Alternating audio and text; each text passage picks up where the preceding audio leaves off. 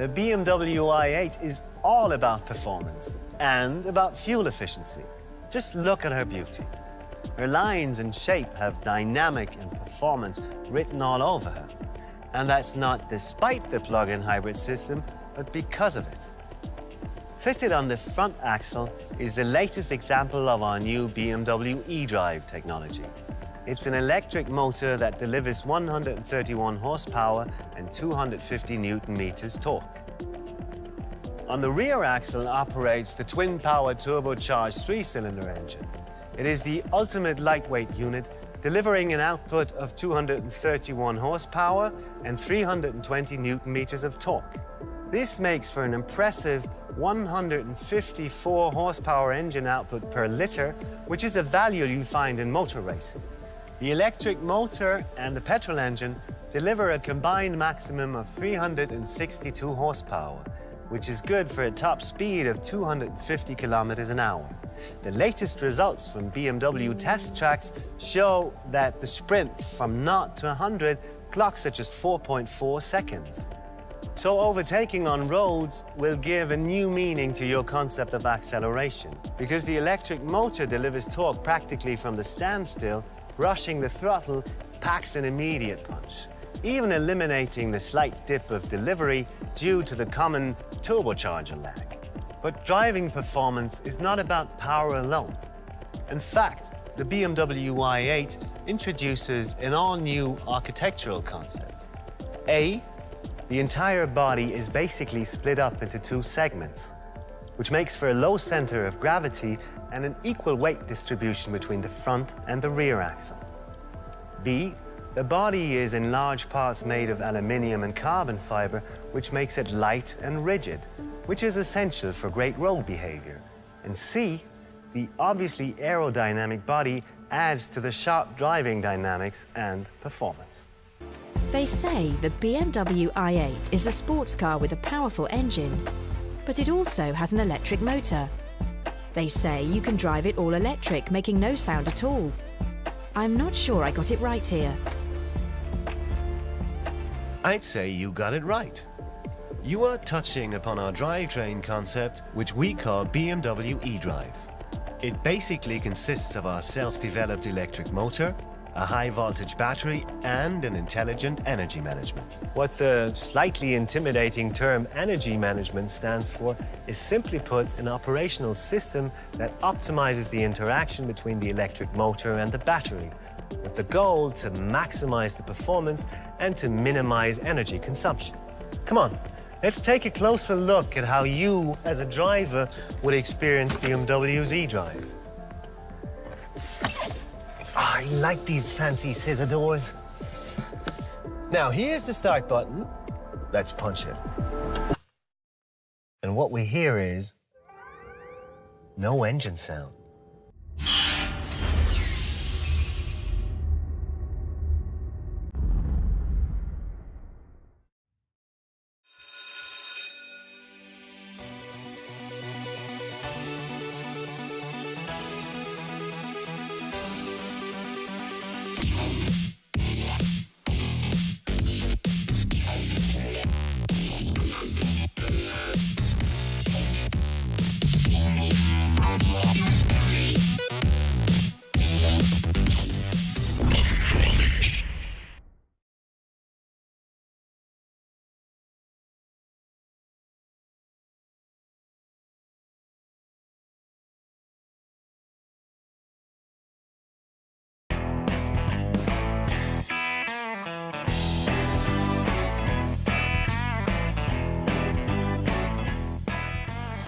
You know, my hair was a little out of place. Thank goodness we've got this way cool hair dryer here. Me and Denny are gonna show you a few electrical gizmos. Now our first one, I know, looks like a regular old heat gun, but see that thing? Ka-ching! Isn't that cool? Isn't that neat? I mean, you never know where to put the thing. You're always like, what do I, and it's always another hand you're trying to heat, burn yourself. Exactly. And look at there. You know, it works really nice. Yeah. It works for heat shrinks. We'll go through that You in guys just come up with all kinds of crazy stuff. Exactly. But first I want to tell you about the wire removal tool. There's all sorts of harnesses out there, Brian, that have different connectors in them, and they're all, you know, and you need to replace that wire, but you want to save the connector. How do you do it without absolutely destroying everything? Well, we've got a tool here that is basically goes in, insert the wiring removal tool in there, push this down, it compresses a little lock tang that's on the connector, you can slide it off. Here is the lock tang that you just compressed to take off the connector. Yeah, these are so easy to fumble with. We're actually stripping a Buell right now. We're going through all these connectors, and they're all different. And like he said, there's normally a keyway. So this assortment kit gives you an assortment of different little kind of prying devices and clip removers. So there's always a way to get it out. That's right. Don't destroy it. There's some, yes, without destroying it. Yes, it'll come out. You just got to figure it out. A little keyway is going to get you going. That's a good tip. All right, so now we got some shrink wrap. Yeah, we got shrink wrap, and then we got some wiring service tools, wire strippers and wire crimpers. We've got a bigger style that gives you more leverage to get into areas. But if you have a tight spot that you need to get in, like a firewall, where you can't come at it like this way, now you can come in with your connector and crimp it out of the wire. Yeah, those angles are really nice. We've been using those. It really helps because, you know, it always was in a weird position. Yeah, and it's just hard to do. And then once you get your wiring cut, repaired, make your repair, and you're ready to go back together, you want to put some heat shrink tubing on there so that you don't get shorting out to ground or the opposite way, powering to or grounding to going to power. Yep. We have two styles of heat shrink tubing here. One is regular style that is a non-waterproof, and then there's also, I don't know if you knew this, Brian, or not, but they make a waterproof heat shrink tubing. Aren't they all waterproof? A lot of people think that. The difference is that on this waterproof heat shrink, when you heat this up, Here, you will let's see if it happens. Sure. Gotta put it on a wire here.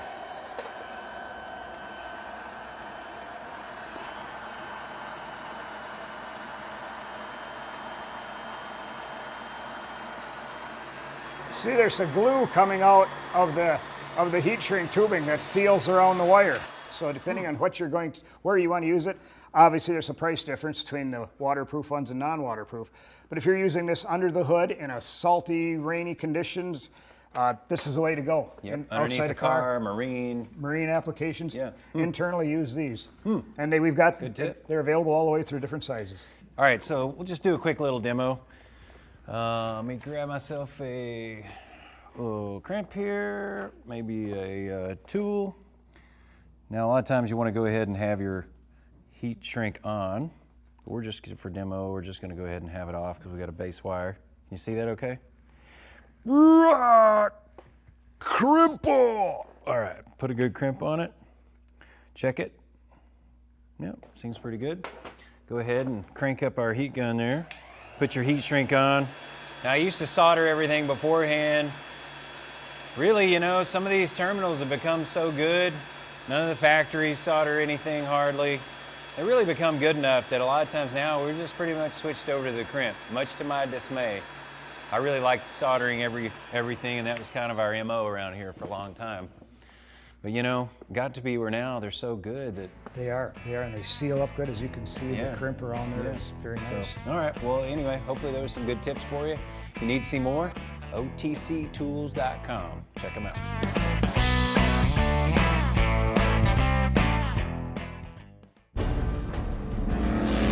"15 manufacturers, 24 races, 162 race cars, 489 drivers, over 100,000 laps, nearly 300,000 miles. One tire manufacturer. Continental Tire. Innovative technology, driving confidence."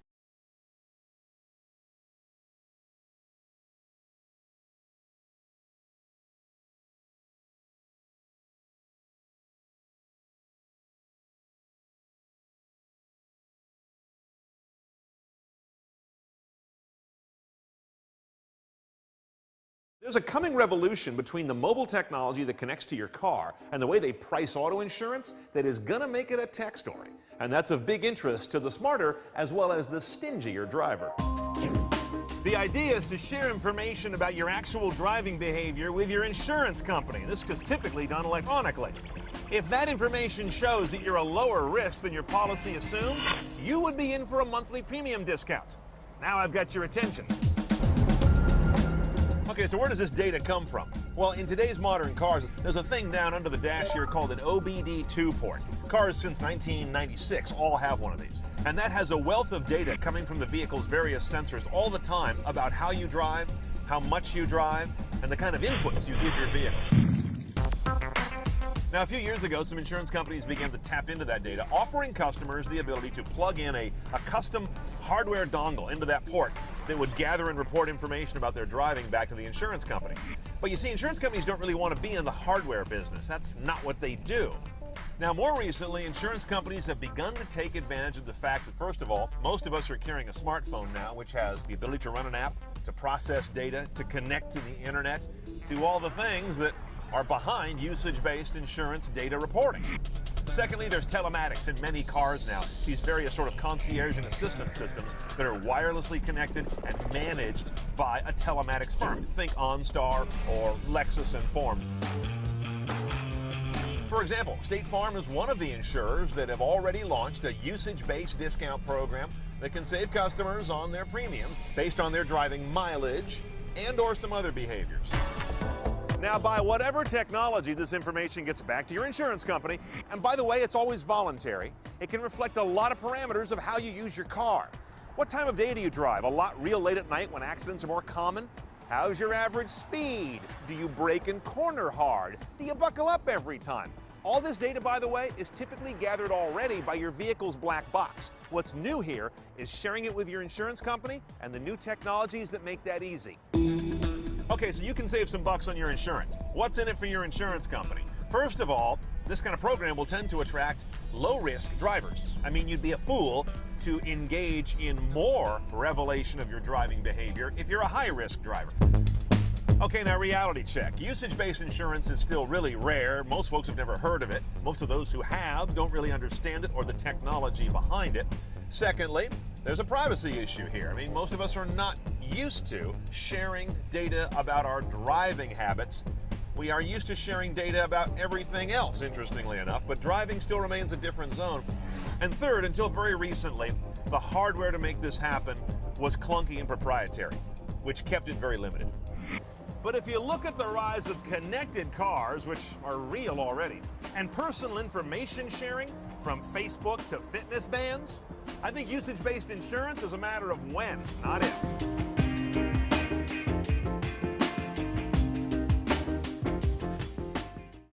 We were conceived on a beach in 1947. We grew up strong, self-assured, prepared to face a challenge.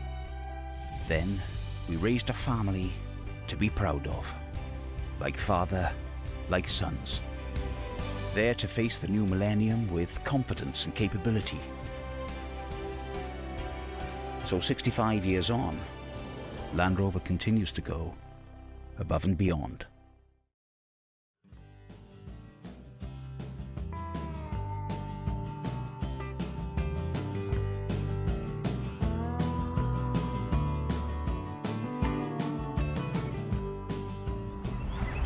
Hello, I'm Joel Grimm. Today we're going to do a walk around on the all-new premium Class A gas-powered Miramar from Thor Motor Coach. What separates the Miramar from a lot of the competition is going to be the Automotive front cap. Starting with the one-piece oversized windshield with added visibility for safety. Complemented by your integrated side view cameras in the heated and remote powered mirrors. Up front on the integrated cab, you're going to have a chrome grille, also halogen headlights complemented with LED accent lights. The Miramar rides on the Ford 22,000-pound chassis and is powered by the V10 6.8-liter Triton engine, giving you 362 horsepower and 457 pounds of foot torque. The Miramar also rides on 22.5-inch Michelin tires equipped with aluminum wheels. Coming down the side of the motorhome, what really separates the Miramar from the rest of the competition in its class is its basement storage. It's built up on 13-inch trusses, giving you huge pass-through belly storage equivalent to what a diesel motorhome will offer you. Standard equipment on the Miramar is going to be the electric patio awning, which comes out and gives you shade when you're viewing your optional 32-inch flat screen TV in your patio space. Also available on the Miramar is going to be a full body paint. The rear of the Miramar has a one-piece molded fiberglass cap and is equipped with the rear fuel fill, which makes it extremely convenient when filling up your fuel tank. It doesn't matter which side of the island you pull up to, both of the hoses will be able to reach with no problem. Also, to point out, on the top you'll get two extremely bright docking lights which will illuminate the area when you're back in the motorhome. Let's take a look at the off-campsite part of the motorhome. The Onan 5500 generator comes standard on the Miramar, giving you 50 amp service, which will enable you to run everything in the motorhome going down the road. Coming over to the termination center, a few standard features include the whole house water filtration system, also an outside shower, black tank flush, and a huge 100-gallon freshwater tank, which will reduce the amount of times you have to fill up. Welcome to the inside of the Miramar. First thing I want to talk about and go over is several key features up in the cockpit area. You'll notice on the front dash area that it comes standard with an electric drop-down privacy sun visor shade. Secondly, over here, it comes standard with a PC workstation along with a 110 12-volt plug charging station. Thirdly, the table down here is used as a breakfast nook where you can have a meal, additional seating, and also just a place if you want to play cards. What really separates the Miramar from the competition is going to be the hideaway bunk bed that drops down for additional sleeping capacity.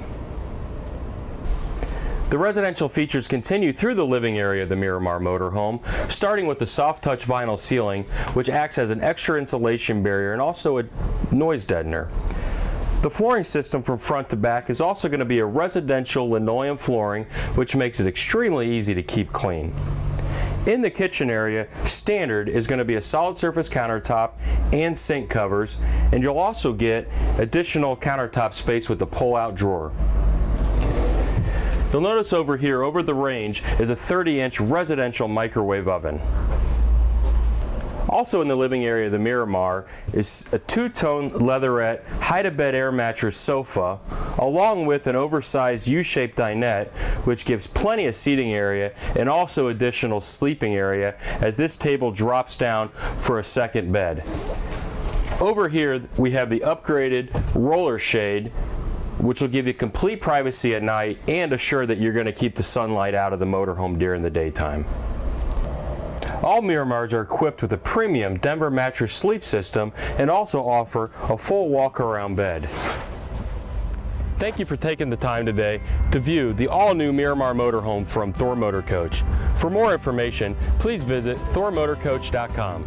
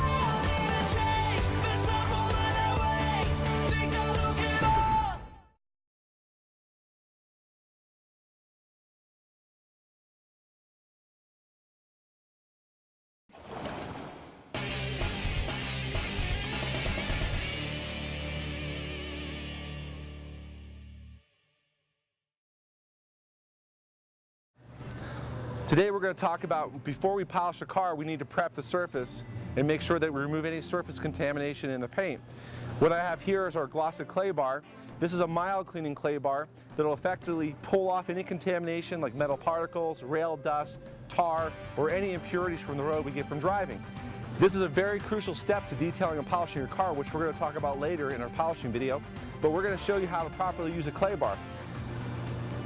Inside this clay bar is an 8-ounce. This is our 8-ounce clay bar.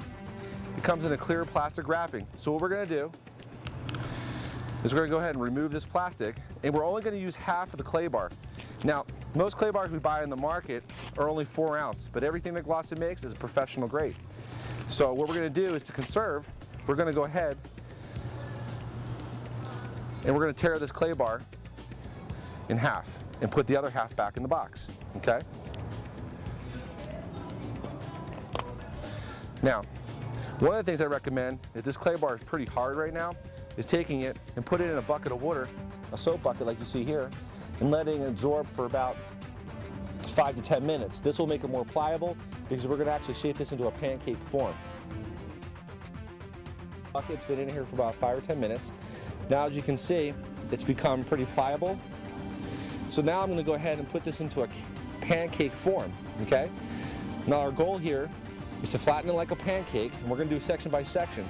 Now, there's 2 ways that you can clay bar a car. You can use our Gloss Enhancer Quick Detailer. If you don't have an area where you can wash the car, you can use that as a lubricant. But what's more cost effective is to do it with the gloss shampoo and the wash process. So let's go ahead and lubricate our surface of our vehicle here on the hood. And what I want to do is I want to get a nice suds action here. Now, one of the things we don't want to do with a clay bar is run in tight little circles. That could cause further abrasion or swirling or scratching. So what we're going to do is we're going to work small sections at a time in a back and forth motion. Now, what I feel right now in the finish, it's kind of knotty. And one way you can tell is you can actually take this clay or take your hand and put it in a plastic Ziploc bag. You can actually feel the bumps in the finish. And right now I can feel kind of this little bit of gritty feel. Now as I go over it with the soap and the water as a lubricant, this will ensure that I don't scratch with the clay bar, but I do remove all the surface contaminants. As you can see, I'm doing a back and forth motion, okay? Now, what I want to do is make sure, as you can see, look how much dirt that I just picked up from the surface. You can see all the dirt in the clay.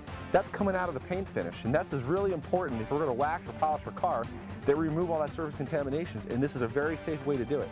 So now, how do I clean it? I'm going to take that clay bar, I'm going to fold it over, okay? One of the other things I want to do is make sure that every time I clay bar a section, I want to dip it in the soap bucket and make sure that I remove any contamination, because if something gets caught in there, I could scratch or cause more damage to the paint finish, okay? So here's the lesson we learned about clay bar. We're going to use the gloss shampoo, we're going to lubricate the area, we're going to use a back and forth motion, okay? Now, what I recommend is, on your lower rocker panels, I would take this in half and bury it and tear it apart, and I would use this and throw it away for clay barring all the lower spots where the heaviest grit is, because you can see down here, if we were to watch this area down here, underneath, I'm going to pull a lot more dirt down here because this is more prone to picking up debris from the road. As you can see, I'm already pulling a lot of dirt just from the lower panels. Now, I'm not going to want to keep this piece of clay because it's pretty heavily contaminated, and I don't want to risk damaging my paint on other parts. So I'm going to throw this little piece away because I've already got another 4-ounce piece left plus this existing piece of clay bar, and I'm going to use this for the lower panels. And as you can see, it's doing a very effective job in removing any surface contamination. And remember, we always want to keep the area that we're claying, always lubricate it to make sure that we don't scratch or mar the finish. Okay, we've successfully now removed all the contamination on the paint, and now we're ready to move on to the next step, which is going to be the polishing and paint correction of your vehicle.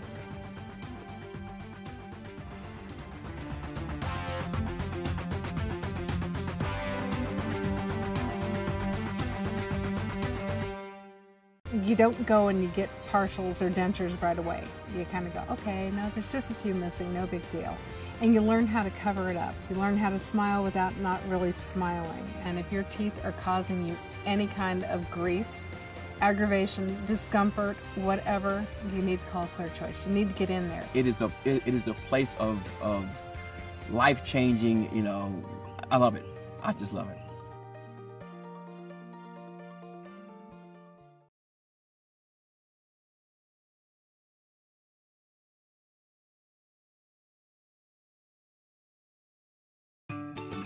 My name is Ryan Hellinger. I'm the lead appraiser for eCar One.